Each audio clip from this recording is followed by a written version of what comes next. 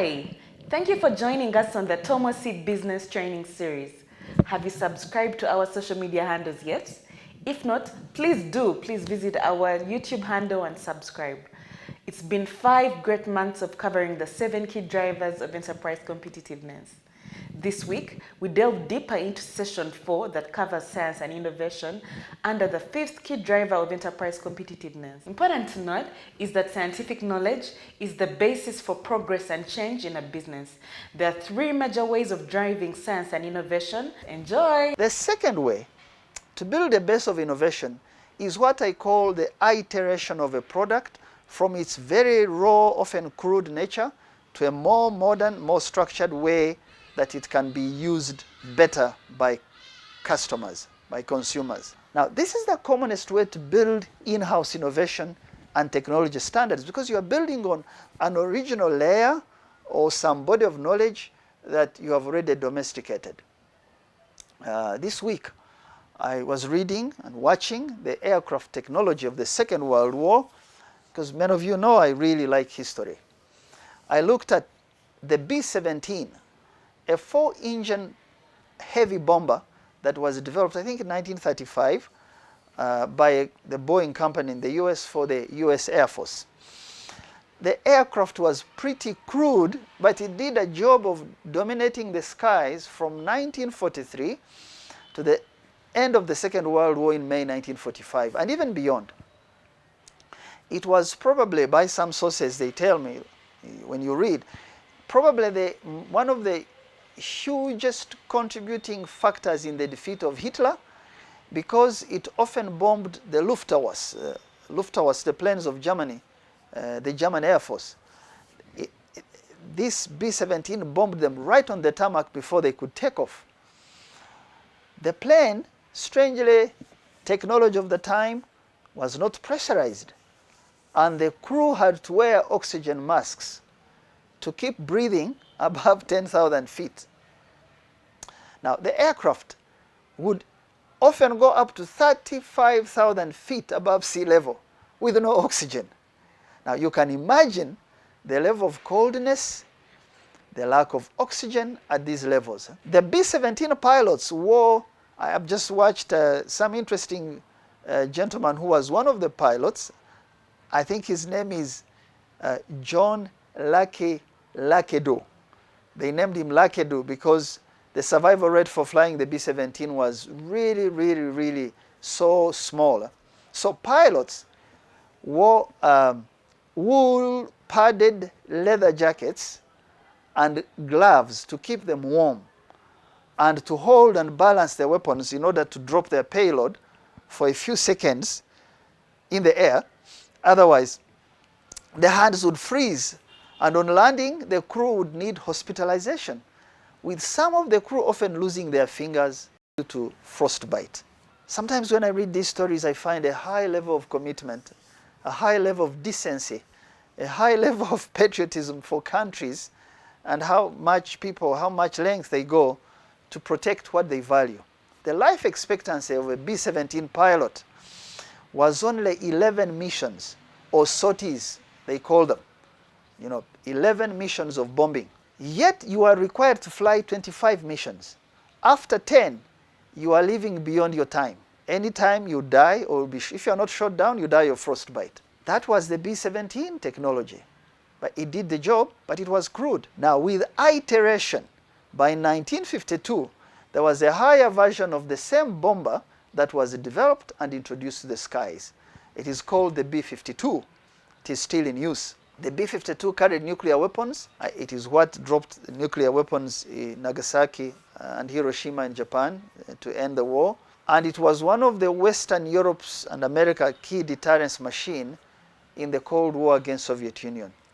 The B-52 is a vastly different creation in terms of capabilities from the B-17. But what it means is that iterating what you already have, changing its design knowledge internally, and making continuous improvements and upgrades, you eventually can domesticate the science and technology of a product and help a business to be competitive. Now, perhaps a fighter jet I like history, so I use sometimes complicated examples. So I'm hoping if a fighter jet is a far-off example for each one of us watching to really comprehend, given our country is not making aircrafts, let me use a much more home example. In 1979, I was a 9 coming to 10-year-old boy, and I saw for the first time a green Toyota pickup truck of a brand called Stout. I don't think they're in production anymore. It was very hardy, it was very strong, it would drive through shrubs and trees. It was a very rough machine, but it was the only one that was capable in terms of managing our cattle trucks, which we used to call roads, but they were cattle trucks in my area. It would carry cargo, and passengers. Now, take a look at today's Toyota pickup trucks. They are vastly different in design, in comfort, and in functionality. It is the same Toyota company that has iterated the knowledge and experience to create new products that move with the times. Now, I remember radio announcements at that time when I was a young boy about a product made by a company called Salompas. I still have the tune in my mind, Salompasi, Salompasi, oh Salompasi. I think they were making soap and herbal medicines in the middle of the 1970s.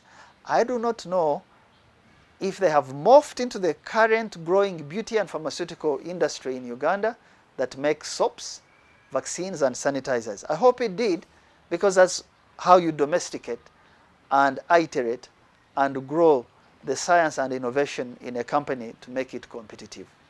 Let me go to the third way. Number one, we said was innate knowledge. Number two, we said iteration of a product. Number three, or the third way to build science and innovation, is to spend money on research and development. Actually, countries that devote substantial resources on R&D are almost unequivocally the ones with the global businesses and cutting-edge technologies in pharmaceuticals, in weaponry, in IT. In fact, R&D is the basis for the first two ways I mentioned earlier, the innate knowledge and iteration. These countries that spend more on research and development are also some of the most stable, some of the most democratic, and somewhat predictable in policy and leadership environment. But governments don't really run these research and development schemes for themselves. In the end, they invest in R&D infrastructure to give their entrepreneurs an edge, a beachhead in the world market of both ideas and products, knowing those governments, will in future rely on these companies in terms of taxation, new ideas, innovation, and the future stability and competitiveness of their societies. Now, a huge chunk of this R&D comes from businesses themselves. This is how businesses tie in with universities and colleges to think, to incubate, and to bring groundbreaking products on the market. Uganda's average R&D expenditure, some 7 years ago, when I last checked, our average R&D expenditure as a percentage of GDP was 0.170%. Very small. Some countries spend 11 to 12% of their GDP, of the income of the businesses and their countries, in order to really compete. R&D drives businesses, but where a majority of the businesses, like in our country, are SMEs with very limited cash flows, low retained margins, small domestic market with high costs of capital, research and development is the last to think about when a business has competing demands to stay afloat.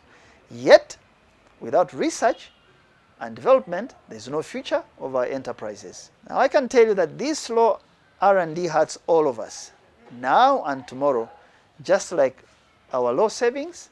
And this is both the low savings and low R&D is an area I really strongly feel we must have a genuine conversation as both the public and private sector moving forward. I have often seen the fight by some interests in our country to disallow what I consider as strategic market interventions to birth new products. For example, in the grain sector, in the banana sector, the banana flour, in the vaccine sector, the pharmaceuticals, the vehicles technology, and many others. I think that this attitude might be caused by the fact that many of us consider spending on R&D as probably wastage. I hope we can disagree on the manner in which this might be done. This is not the purpose of this podcast today, but if you disagree with investment in R&D, I'm hoping that the disagreement is in the manner in which supporting companies to stay afloat is done, the manner in which this is done, the way the interventions are made, not the principle that a government must intervene in strategic sectors, including propping up failing enterprises, only if tomorrow these can be the breadwinners of the country if they are run very well. Science and innovation really reflect the capability of businesses, the nature and wealth of that society, or the failure of that society and its businesses. Let's take a careful look as businesses as we fight through in this post-corona environment. Have a great weekend. Would like to hear from you. Please email us at info@tapmedia.com and visit our website at www.tapmedia.com. You can also visit our offices located at Tomosi Business Park, Luzira, Port Bell Road, or call 0414-220-702. Thank you.